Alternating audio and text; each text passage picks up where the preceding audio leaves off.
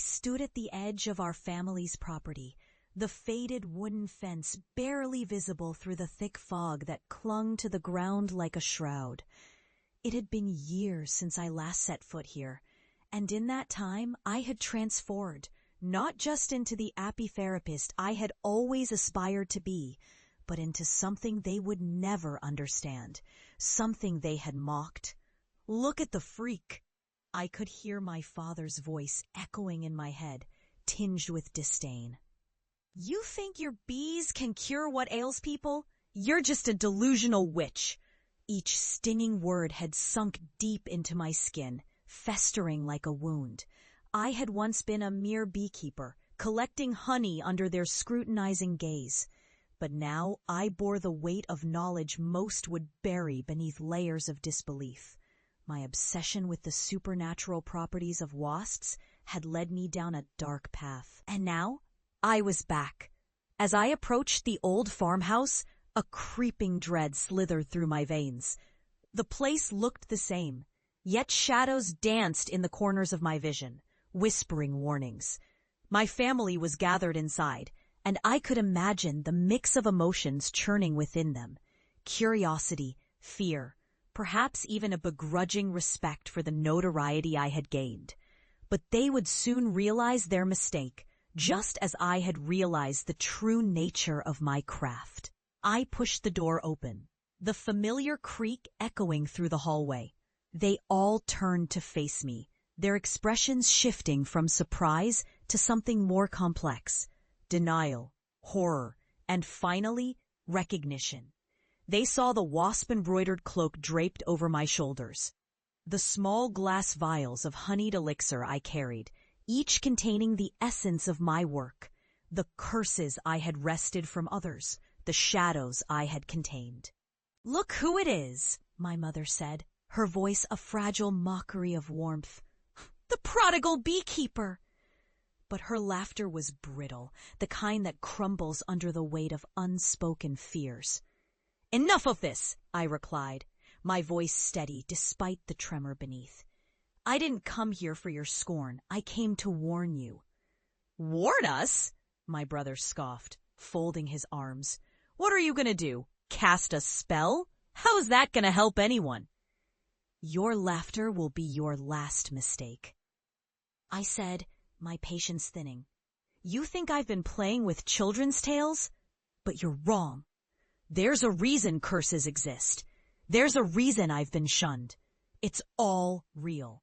They exchanged glances, and I could see the skepticism spreading like a virus. But I was ready to show them the truth. I reached into my cloak and pulled out a small glass jar, filled with live wasps, their bodies squirming against the clear walls. "Here, let me introduce you to my friends," I said, my heart racing as I opened the jar. "These are not just insects. They're conduits of pain, of healing, and of curses. Watch closely."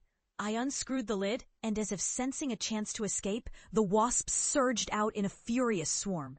They filled the room, their buzzing a chaotic symphony. My family screamed, ducking and swatting at the air. But I stood my ground, feeling the familiar hum of power thrumming in my veins. "Stop! Get them away!" my mother cried, her voice cracking. But I remained still, watching as the wasps spiraled around them, drawn to their fear, their disbelief. They danced in a frenzied rhythm, seeking the vulnerabilities of those who had once ridiculed me. I could see it in their eyes, the dawning realization that they were not merely witnessing an illusion, but a manifestation of the darkness I had embraced. "Please stop," my brother begged, tears streaming down his cheeks. "We were wrong! We're sorry!" But the wasps didn't listen to pleas.